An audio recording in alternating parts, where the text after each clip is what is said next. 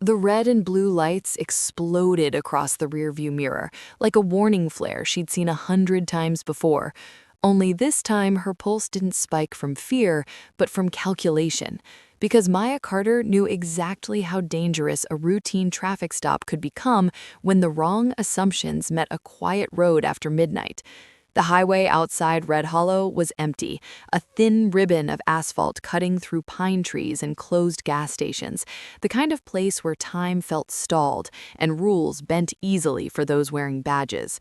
Maya eased her black sedan onto the gravel's shoulder, turned off the engine, and placed her hands on the steering wheel at 10 and 2, her movements slow, deliberate, visible. She wore jeans, a gray sweater, no makeup, her hair pulled back tight, the picture of someone trying to disappear into the night, but disappearance had never been her strong suit. In the side mirror, she watched two officers approach. Officer Dale Henson, tall and broad, swaggering like the road belonged to him, and Officer Rick Mallory, shorter, eyes sharp, hand already hovering too close to his holster. "License and registration," Henson barked before she could even finish a polite hello, his flashlight beam slicing across her face, lingering just a second too long. Maya handed over the documents without a word, feeling the familiar weight of restraint press against her instincts, because Fertile trained its agents to survive worst-case scenarios, not escalate them. Mallory circled the car, tapping the trunk with his baton, peering inside as if expecting contraband to reveal itself out of spite. "You know why we stopped you?" Henson asked, his tone already accusatory.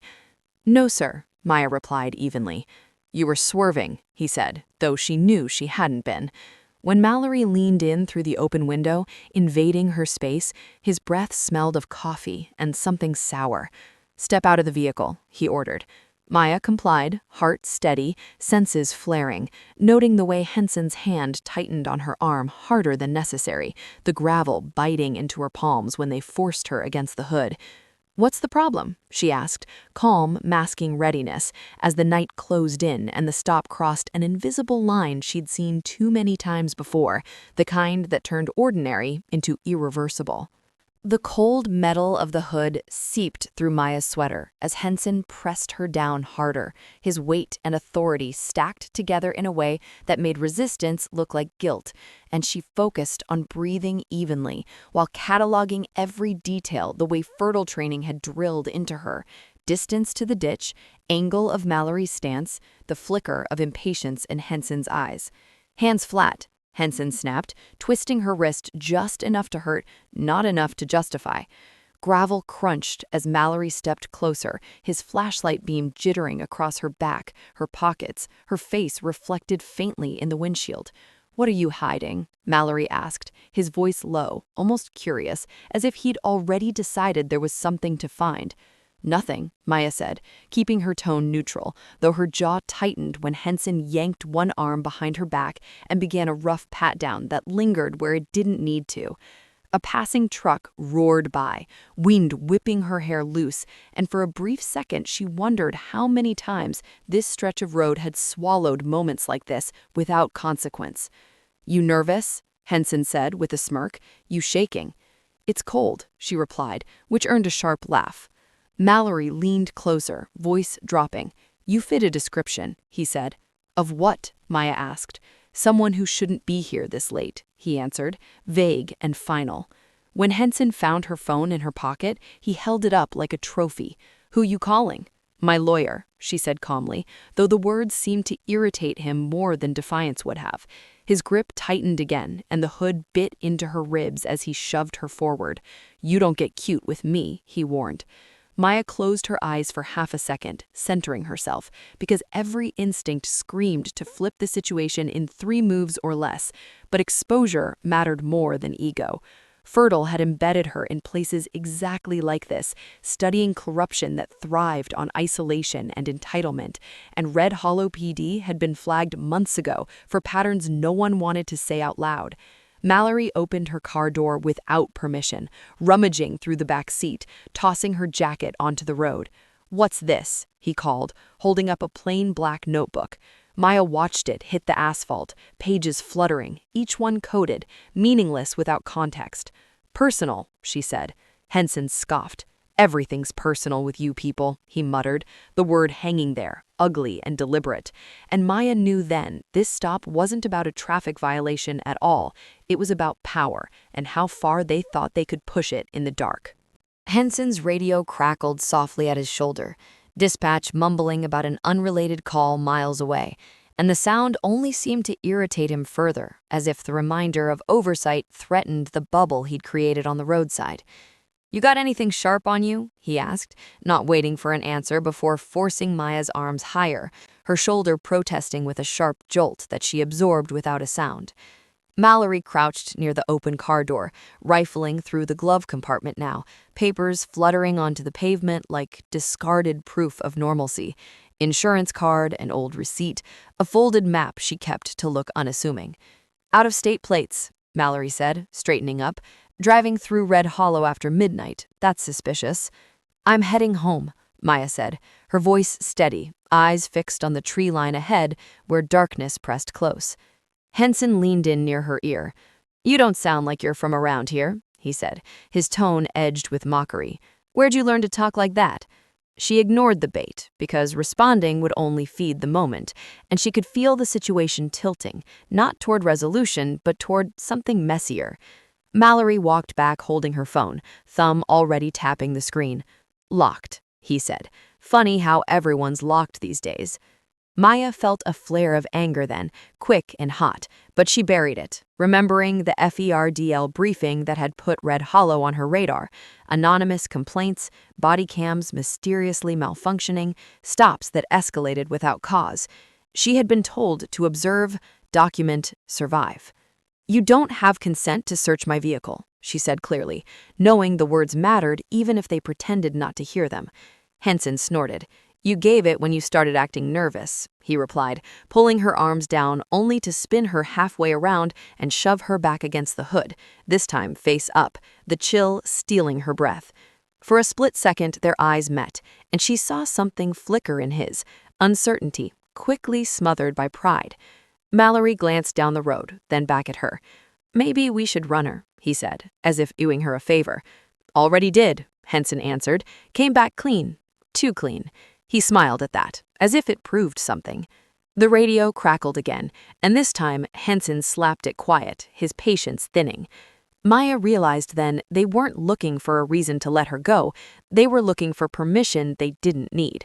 Her wrists began to ache from the pressure, and she shifted slightly, testing balance, aware that one wrong movement could justify anything they wanted to do next, while the quiet road held its breath. The handcuffs came out with a metallic snap that echoed too loudly in the still night, and before Maya could protest, Henson wrenched her arms behind her back and locked them tight, the steel biting into her wrists with practiced indifference. "You're detaining me without cause," she said, each word measured, because Ferdel had taught her that language, used correctly, could be as sharp as any blade. Mallory watched closely as Henson pushed her away from the hood and toward the cruiser, his grip firm and unnecessary, guiding her like a trophy rather than a person. "Cause is whatever we say it is right now," Henson replied, opening the back door and forcing her inside, the vinyl seat cold against her legs. The door slammed shut, sealing her in with the faint smell of sweat and disinfectant, the cage partition gleaming dully under the dome light. From inside, Maya could see them through the window, Mallory pacing, Henson leaning against the cruiser, laughing quietly as if this were just another night's entertainment. Mallory held up her notebook again, flipping through the pages, frowning. "This is all numbers and nonsense," he said. "You some kind of math nerd?" "Put it back," Maya said sharply now, unable to mask the edge in her voice, because those pages represented months of work tracking shell companies and encrypted transfers tied to a domestic extremist network Ferdel had been dismantling piece by piece. Henson glanced at her through the window, eyes narrowing. "You got a mouth on you," he said. "Careful." The radio squawked once more, and Mallory answered this time, turning his back slightly.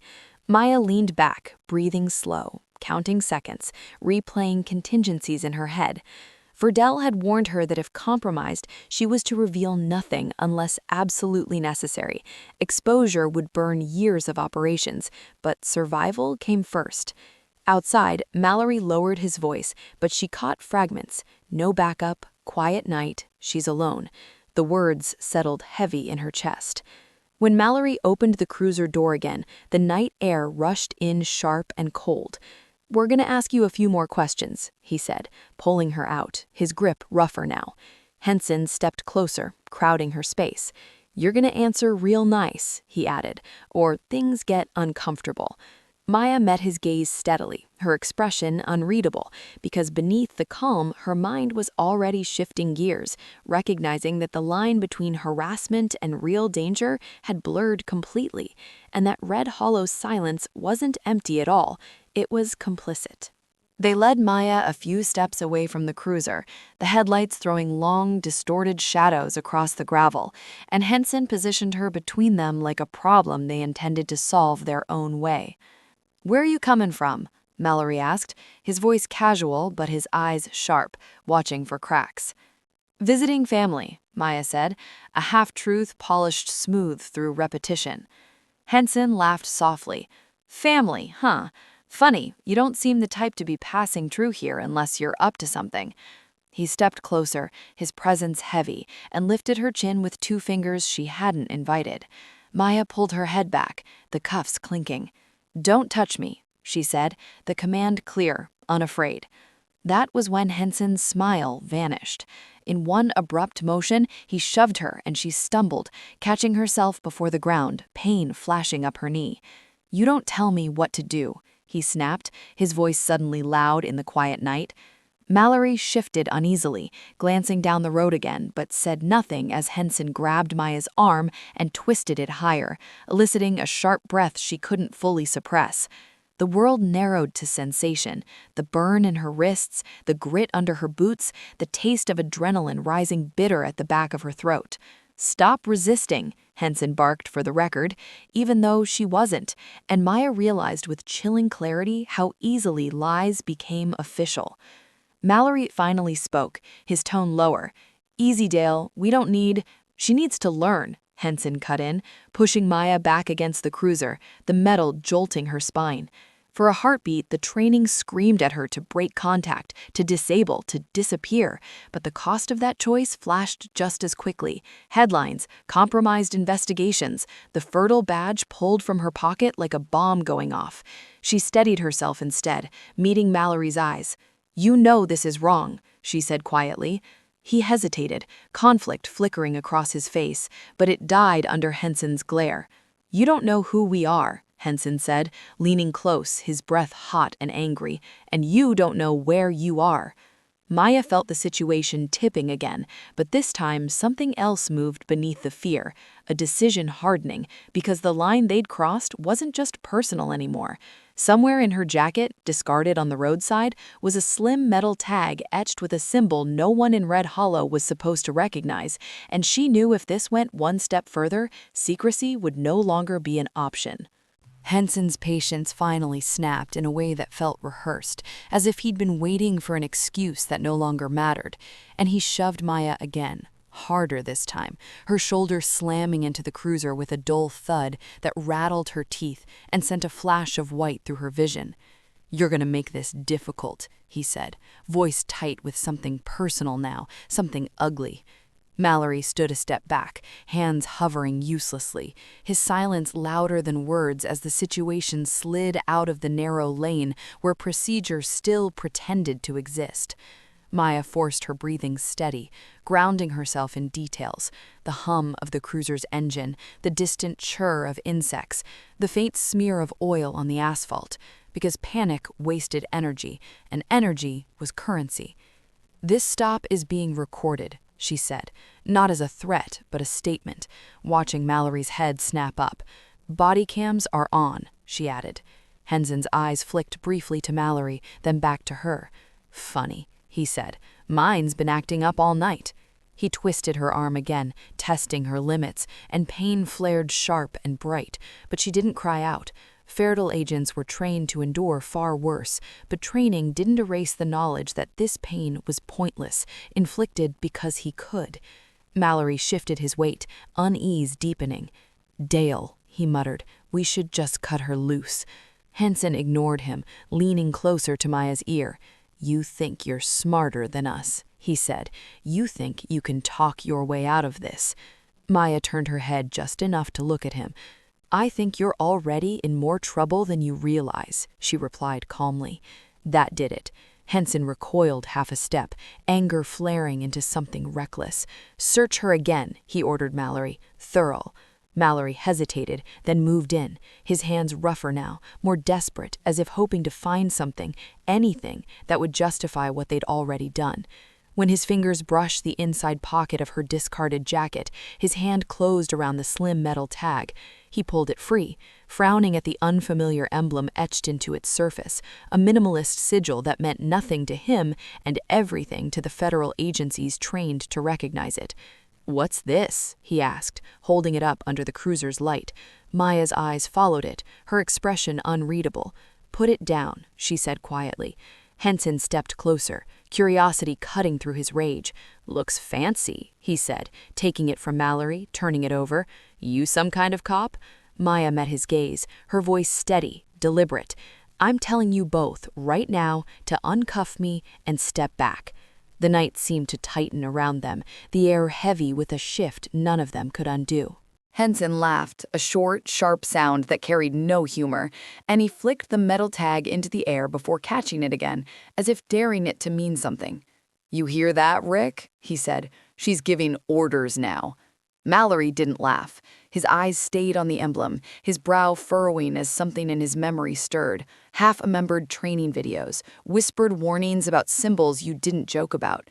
"Dale," he said slowly, "maybe we should—" "What?" Henson snapped. "Call the FBI because she's got a fancy necklace?" He stepped closer to Maya, holding the tag up between them. "You think this scares me?" Maya's voice stayed calm, but it dropped, carrying a weight that cut through the noise. "That tag isn't for you," she said. "It's for the people who will ask why it's logged in a system you don't even know exists." Mallory swallowed, glancing instinctively at the cruiser, at the dark road, at the empty space where witnesses should have been. "What system?" he asked, quieter now. Henson shot him an annoyed look. "Don't start." Maya shifted her wrists slightly, the cuffs biting deeper. "Fertile," she said clearly, letting the word land without explanation, because she didn't need to dress it up. The night seemed to pause around them. Mallory's face drained of color in a way that had nothing to do with headlights.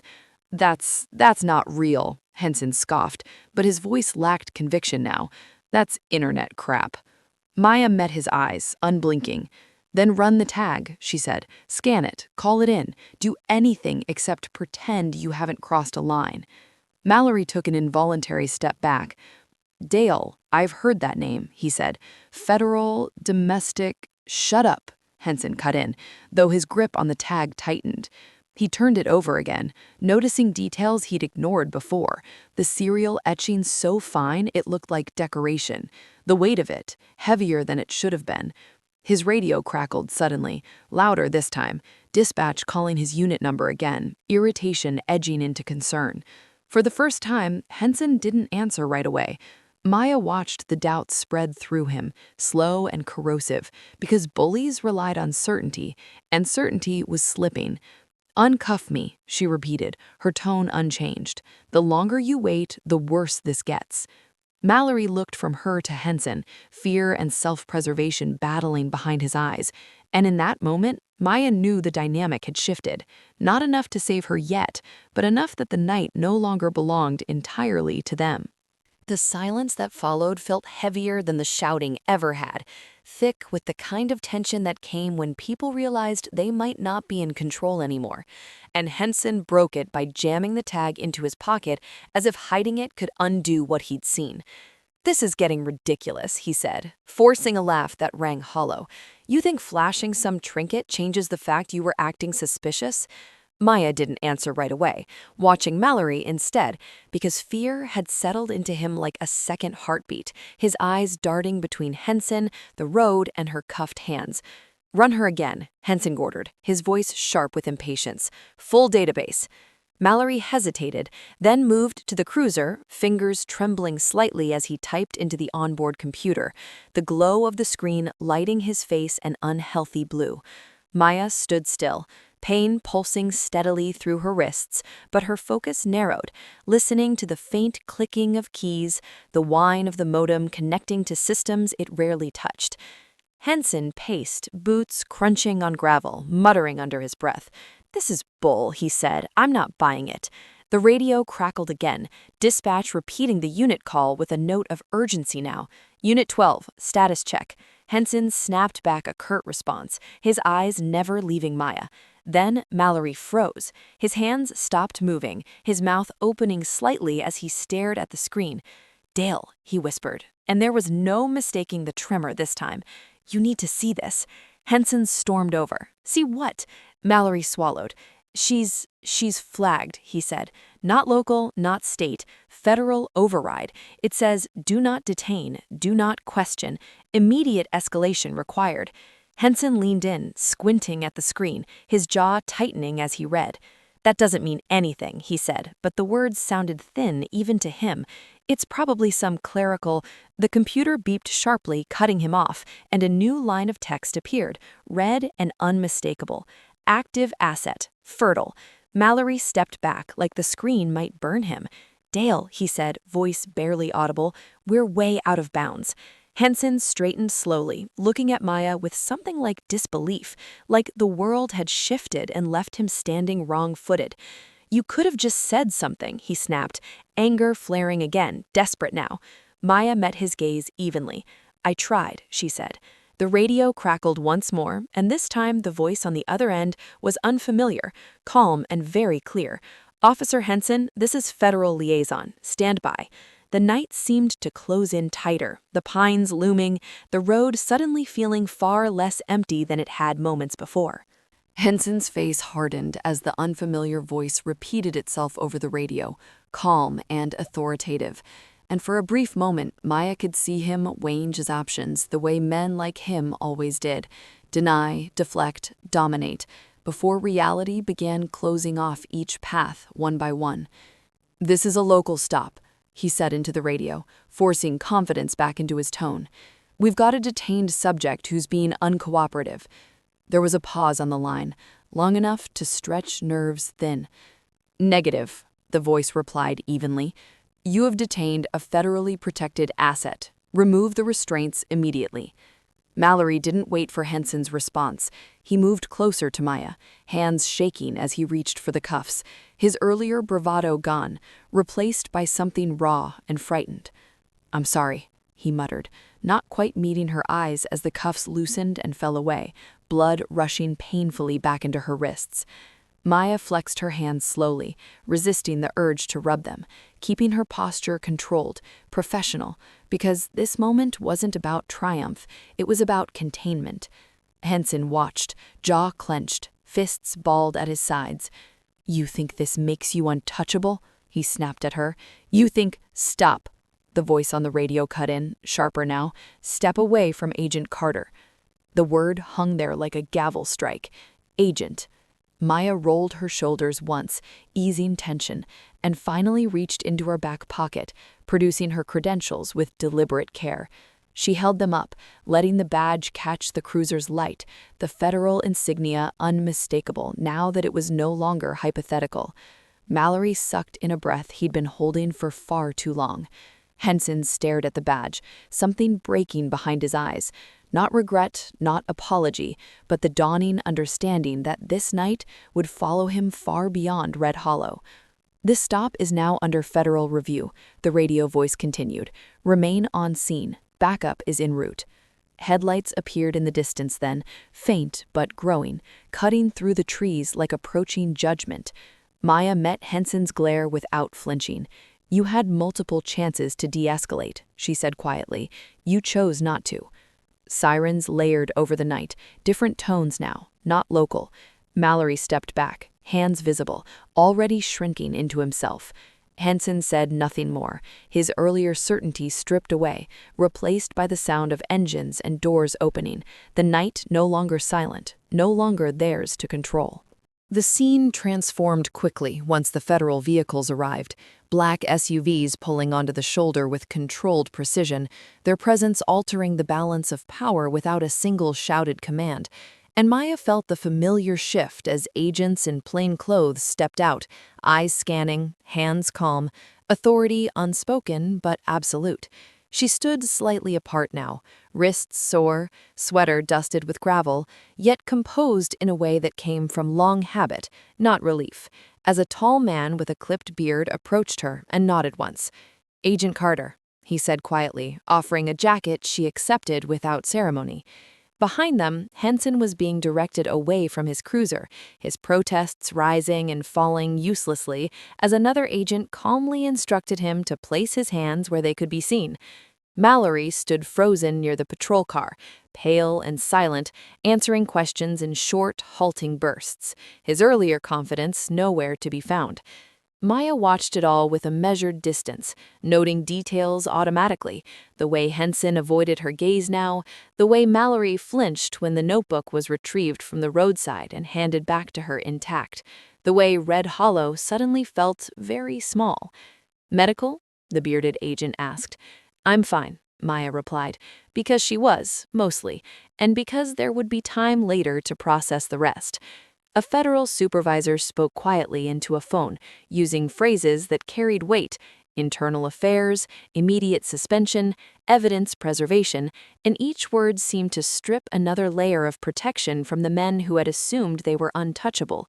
As the local cruiser's lights were finally shut off, the night reclaimed some of its darkness, but it no longer felt complicit. It felt exposed. Maya took a slow breath, the tension easing from her shoulders, and looked down the road where she'd been stopped, imagining how many others had stood there feeling powerless and unseen. When the bearded agent asked if she wanted to make a statement immediately or wait, she considered it for a moment. "I'll talk now," she said, voice steady, because this wasn't just about her cover being blown or a mission disrupted. It was about a pattern finally meeting resistance it couldn't bully into silence.